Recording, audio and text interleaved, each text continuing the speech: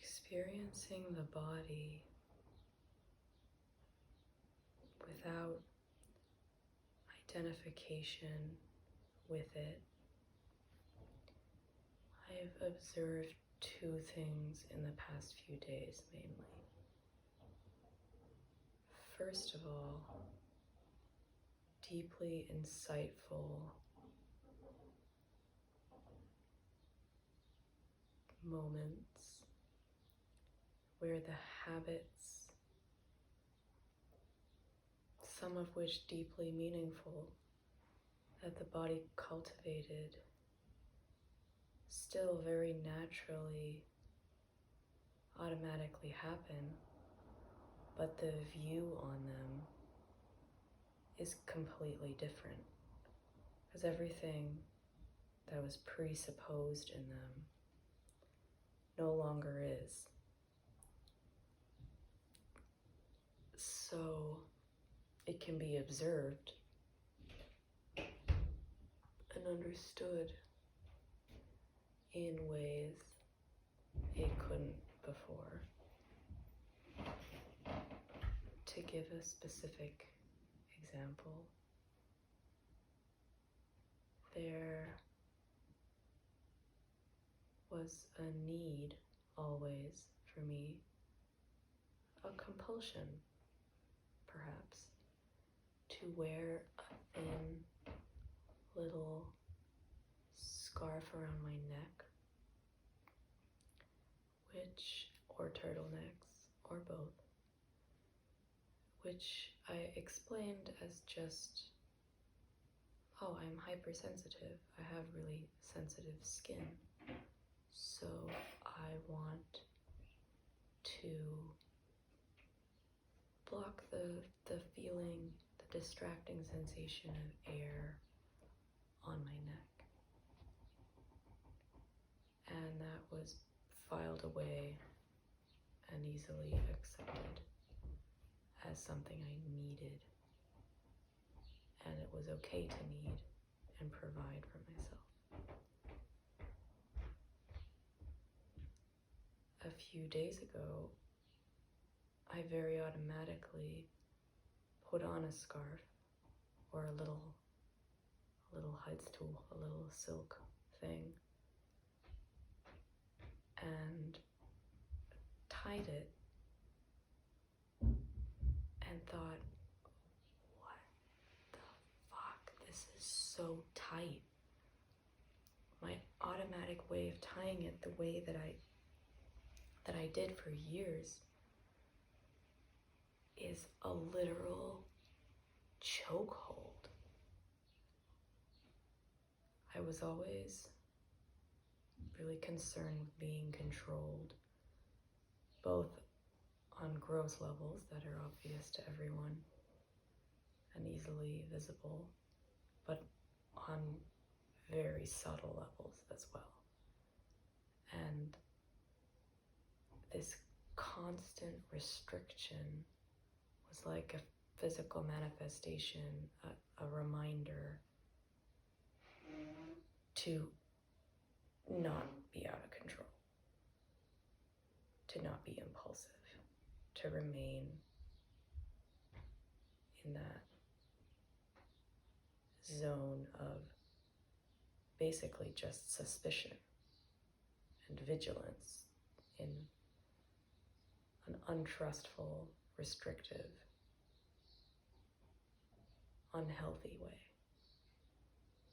So that was one of the moments where experiencing the body doing its thing was, wow, super interesting. That aside, what also is happening a lot more than that is that the body is just doing random stuff, and it's disorienting because most of the things the body's doing kind of don't make sense, because that presupposition has fallen away.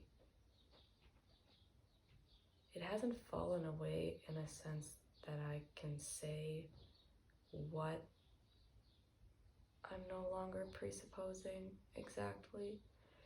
And there are, this is a crucial point, a lot of presuppositions still happening that are not easy to just kind of find.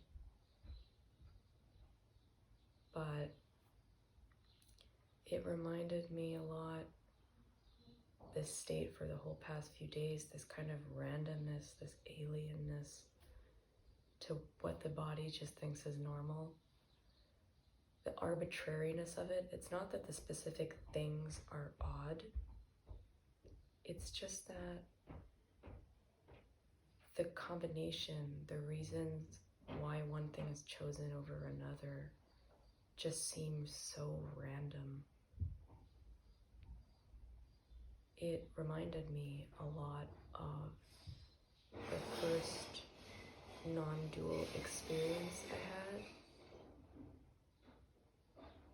a few weeks ago.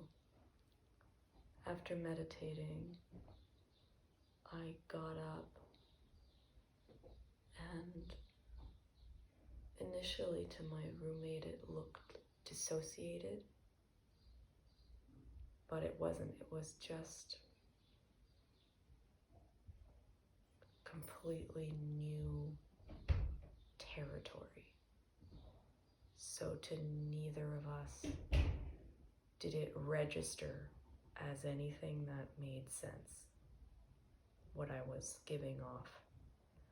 So first I just sat and I noticed that I just kept staring off, which is something that now, after the first real permanent shift of dissolution of the self, happens a lot. So that's definitely similar. Although that event, non-dual event, which was also the only I had of that type, was fragile. It was an experience. So it felt like it couldn't adapt to all flows of the body, to all circumstances. And it was clearly over after maybe an hour and a half or two.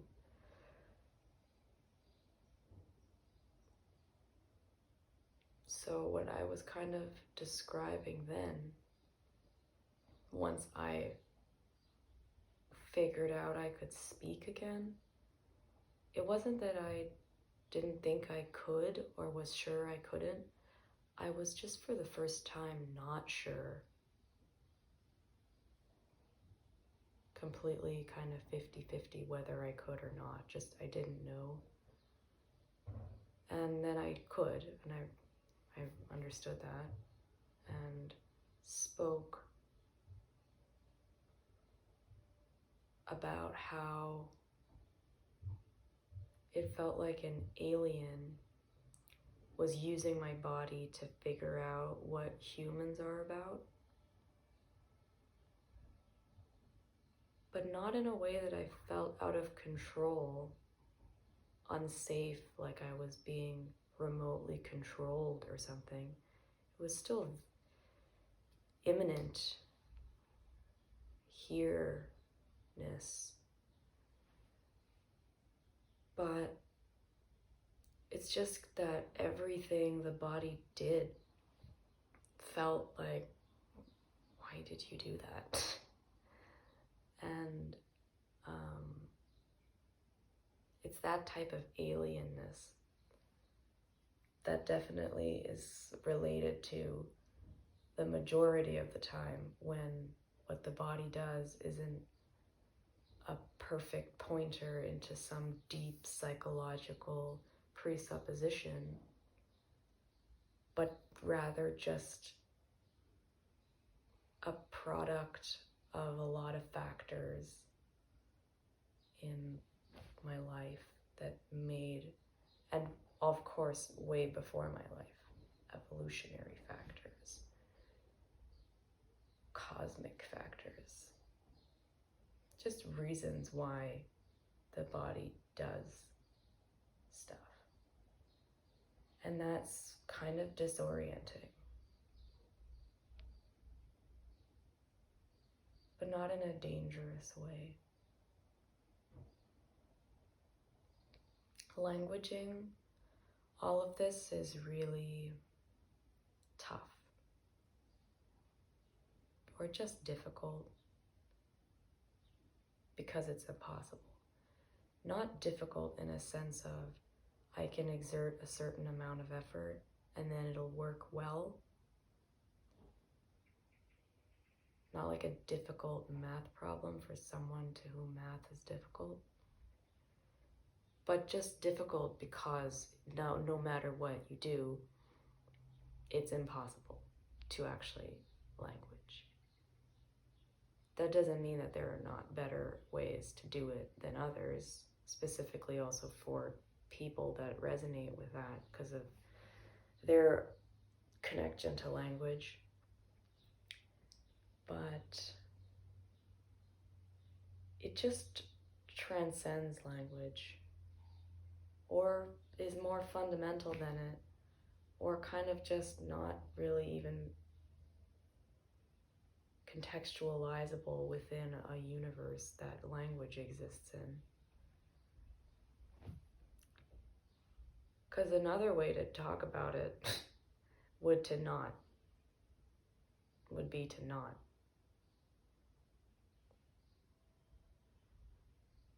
To transmit the emptiness, which speaks for itself. This is what was also so remarkable about the few people that really helped me understand, but exactly not understand. It's not the mind that's being addressed, but that just directly transmitted. And more than the words they spoke, I'm talking about specifically for me, Angelo DeLullo of the Simply Always Awake channel on YouTube, and Suzanne Chang, whose channel is Suzanne Non-Duality. And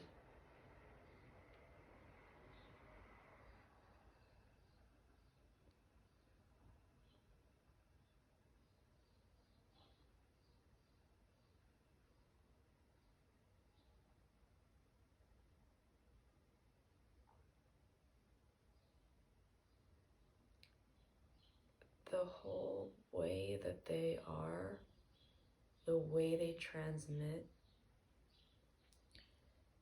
just pointed in a manner that language can't and isn't supposed to. As Angelo really interestingly put it, or just, makes a lot of sense, is that when language developed, it was about communicating to others in really basic ways information about space and time, because that's what we needed to build stability, to be safe and survive. Whereas this is not about time and space. It's kind of as simple as that.